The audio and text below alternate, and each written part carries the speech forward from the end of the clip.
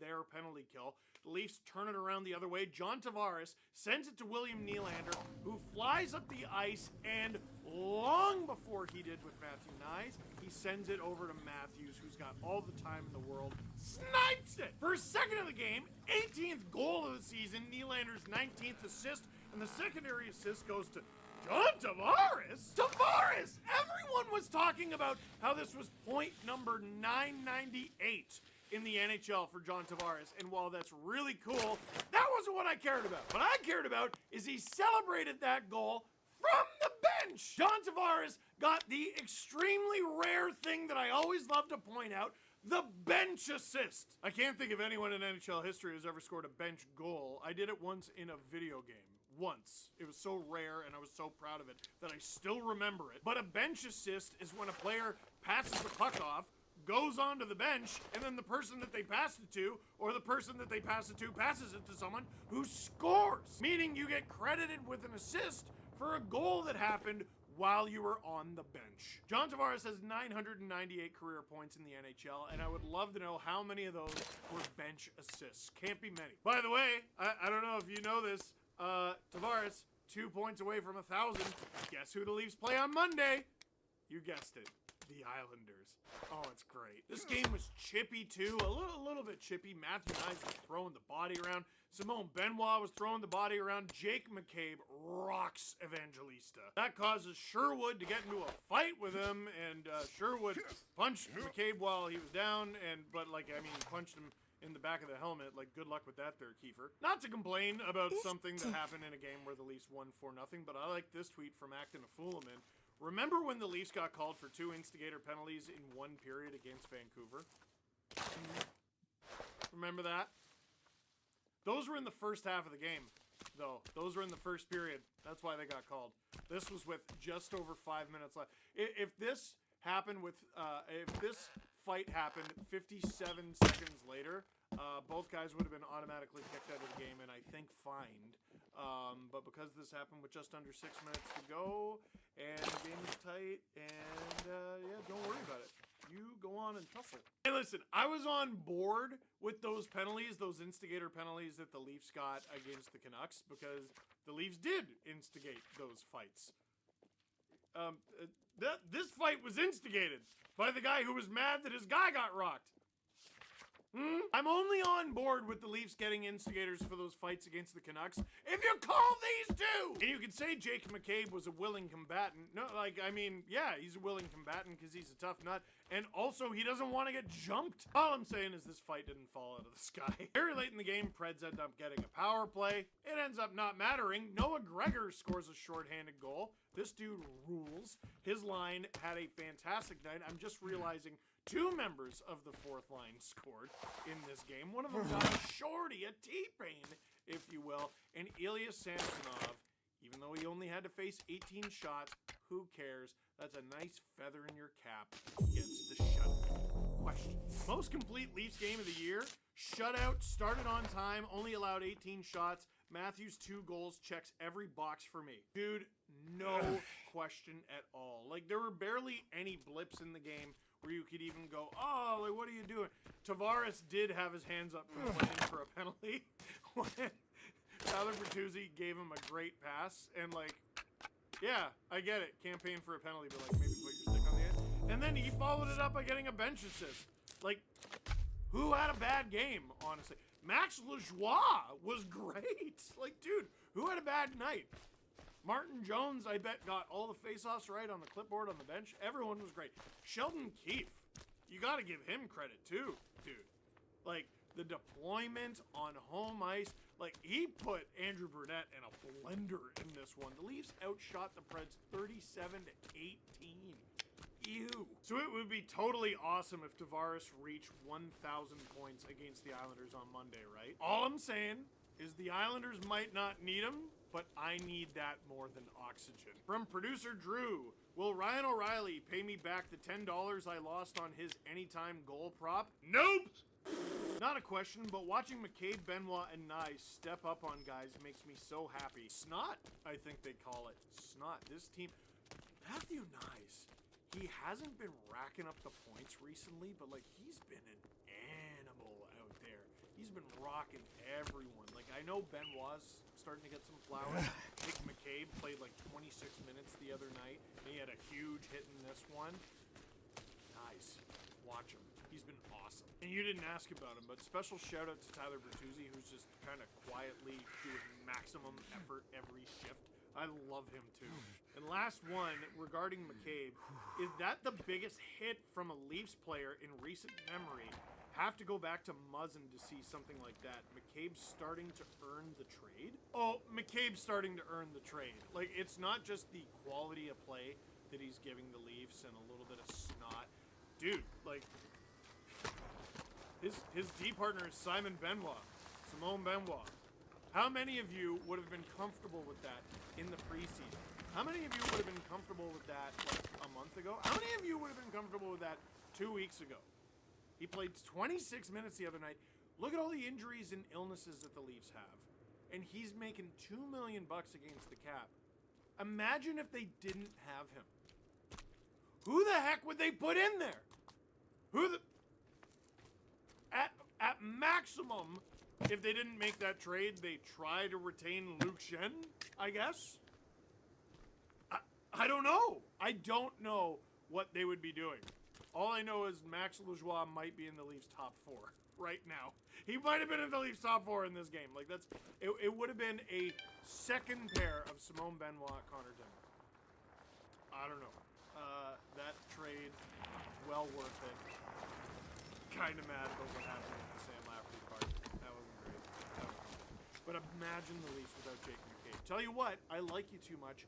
Don't. Last but not least, I want to end with this. Austin Matthews scored twice and passed George Armstrong for sole possession of the 5th most home goals in Maple Leafs history. Dude, George Armstrong had an NHL career that began in the 40s and ended in the 70s. Matthews' career began in 2016. He's got more home goals than George Armstrong. Like, we are...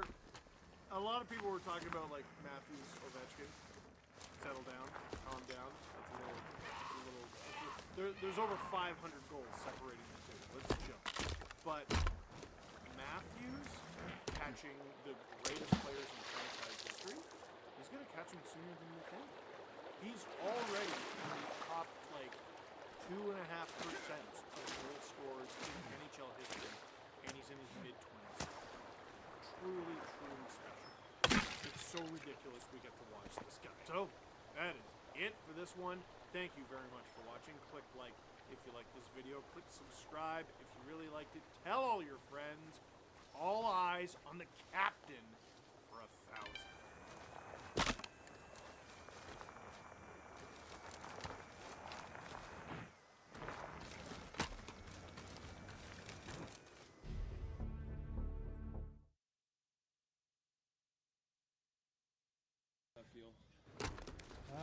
Great. Long time no see you guys. Yeah. Feel good, you know, like great game for us, you know, like how we working on ice, how we blocking shot, how we score the goal, how we fighting each other. Yeah, it's great for us. A lot of game is will be for us in this month. It's a good start.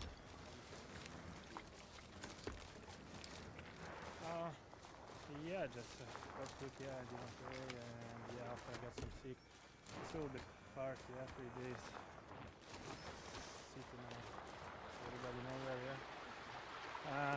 Yeah, but we come back, yeah, I feel good right now, and just keeping healthy.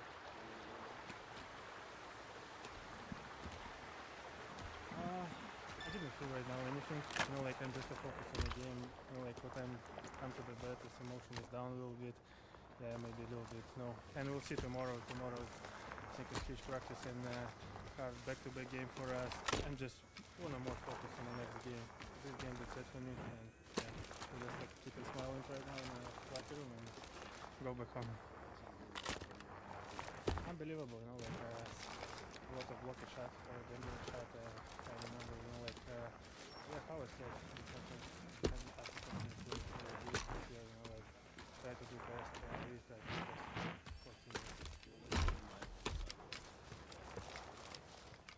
And get some shots. shock a little bit. Yeah, I see this moment. I'm sitting in the locker room too, and yeah, I've got some shock. It's not too fun to see how your partner gets some injury. You know, like, and I remember how I've been in this situation in the last year too. It's not good. I think he's feel bad too. Yeah. You see, he's unbelievable. He's pushed Austin Matthews right now. You know, like just wait. I know because he is working with me after practice. Yeah, he will be better. No, he's so busy. He's working and plus fly a lot. Yeah, to Toronto right now. Maybe before Christmas he's.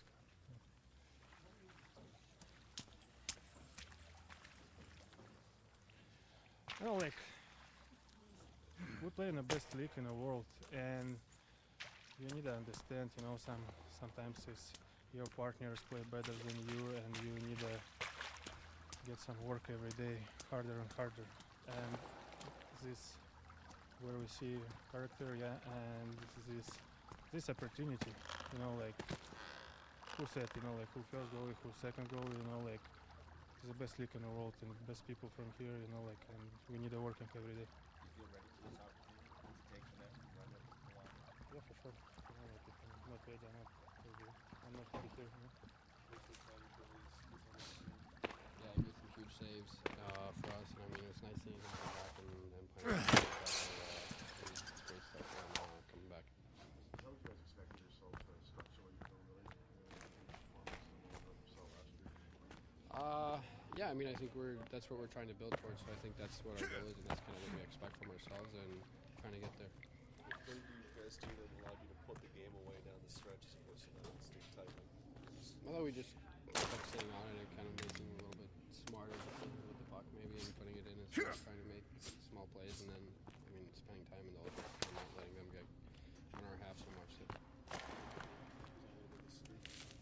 Yeah, that was a sick goal. It was really nice. I mean, obviously he was trying to get us going, and I mean, he's playing great for us. And, play like that. Sort of how Sammy sort of dealt with the last few weeks. Sick, isn't it?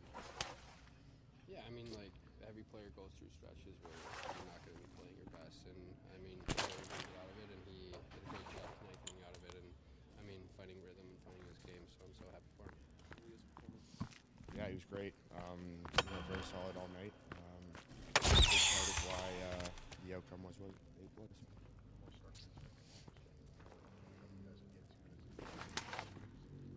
Yeah, I think so. I think that's what we're looking for. It was more of a complete effort. I thought the third period was pretty clean, and obviously the power play getting one, and the empty netter. I mean, makes the score look good, but it was obviously close all night. But I thought we handled it well. What did you like specifically about the third that allowed you guys to sort of put that game away? I think just the structure. And I think there was a calmness just about our group, so that's always a good sign.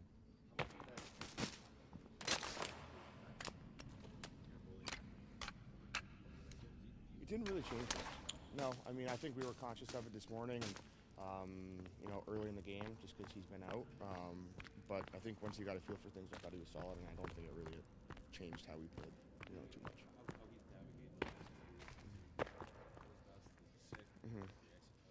Yeah, it's been good. I mean, I think for him to come in here and play well tonight's going to help him moving forward. And again, you just want to help. Be there for him, be supportive, and hopefully keep going.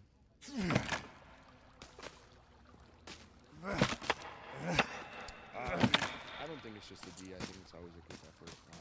All five guys on the ice, have an impact on that. So, again, I think it was just our structure and buying in, and that's what we've been looking for. I don't think it's been a lack of effort in the last week leading up to tonight. We just haven't been able to put it all together, and I thought we did a good job of that tonight. It's a beauty. These are only good for a chance like that with obviously a big goal for us. So I thought it was a good pass, good finish, and obviously a big point in the game. It was nice pass by Timmer, and I try to get good speed and get behind the D-man and try to put it to the net, and it went in, so I was happy. Oh, it's been probably a long time, but in practice I did a couple times, I guess. Yeah, I felt like we played finally like 60 minutes. So it was a good game for us, so hopefully we can keep it going. Yeah, for sure, he was sick a little bit, and he came and it was unbelievable. Great game for him.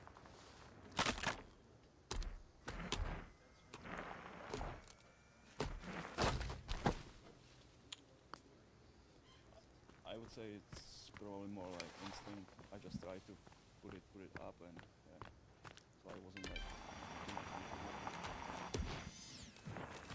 Oh, just I mean, just a beautiful goal. I mean, everything that went into it, but I just thought his line was did an unbelievable job for us tonight. Really wore down their defense. Had a lot of really good ozone shifts, and yeah, I mean, just a really solid game by that line, and obviously getting awarded just a beautiful goal too.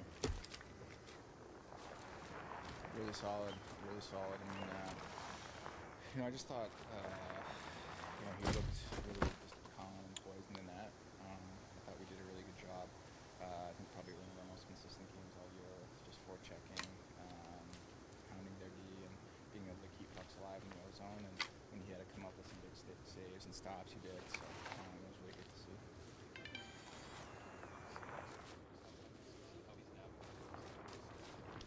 Yeah, I mean, honestly, it's just, it's pretty, he just comes in, he does his work, he's pretty, pretty focused, he has fun out there, and he likes to compete, so, you never really see that sway too much, even if it's, through the ups and downs, he always seems to kind of keep, the right thing in the attitude.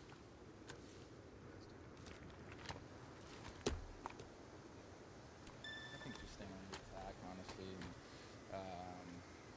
finding a good in between with pucks that we could use to take and transition, go the other way, and try to attack on offense, but also when maybe the play wasn't there, getting it in, taking care of it, taking it back, having guys continue to press up the ice and not just sit back and let the play come to us. So I thought, like I said, I thought it was really consistent with game all in all, and I thought the third period was one of the best this year.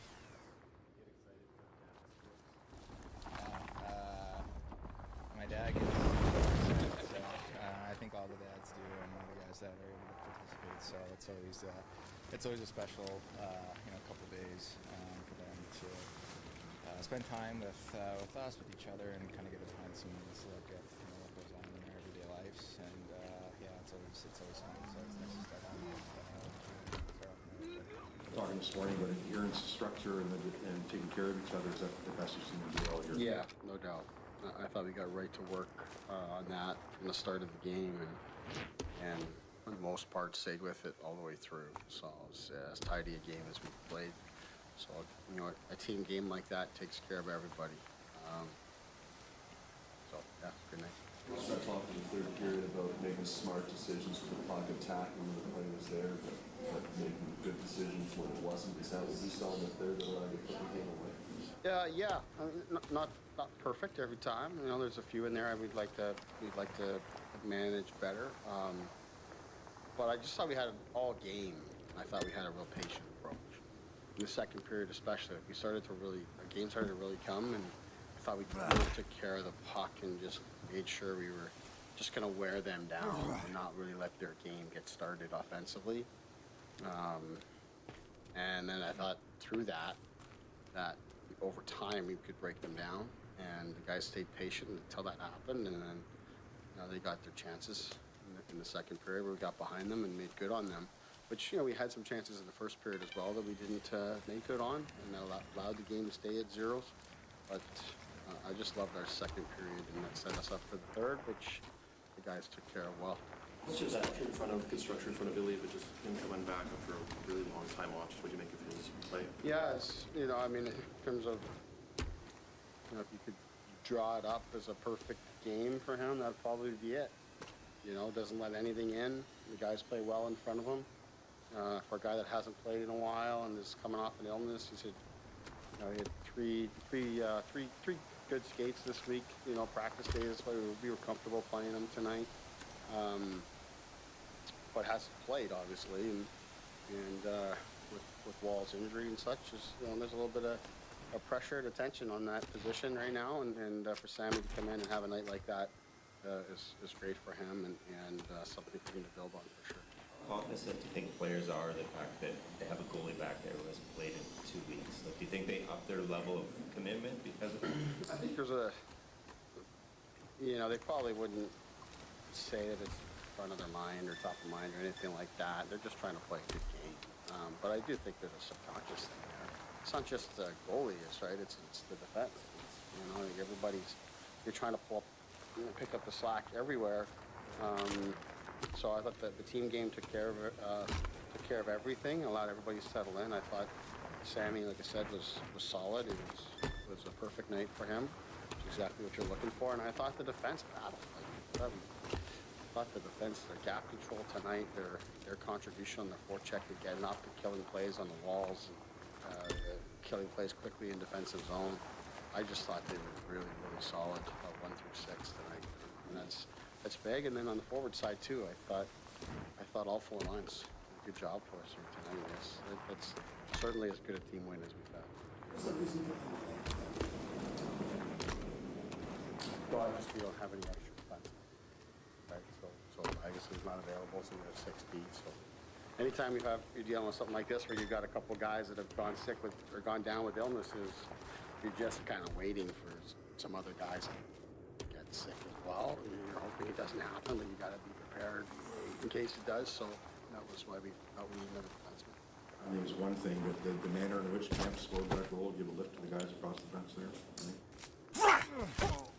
Yeah, I mean, just tremendous goal, effort and speed. If I'm not mistaken, it's against Yossi as well. Like, he pulls away there, and what a finish! Just a tremendous goal. He's been working really hard in the game offensively, and I think he's just getting better and better. I thought his line was excellent tonight. Gregor was excellent tonight. I thought Revo fit really well in the line. Made me comfortable playing them here tonight. But yeah, that goal obviously was worth it. You're waiting for that moment. You're being patient. You keep working, but you need to get rewarded.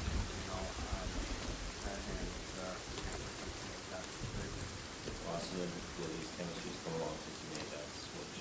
Yeah, I think it's coming for sure. It's coming for sure. I think Austin now, I thought he had some really good moments in the Ottawa game as well, so I put that really as 3 real good games for him.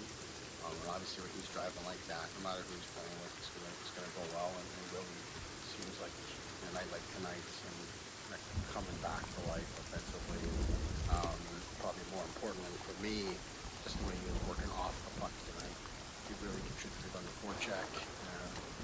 When that's happening, we're defending way less and we have the puck way more, and that's only going to benefit our players.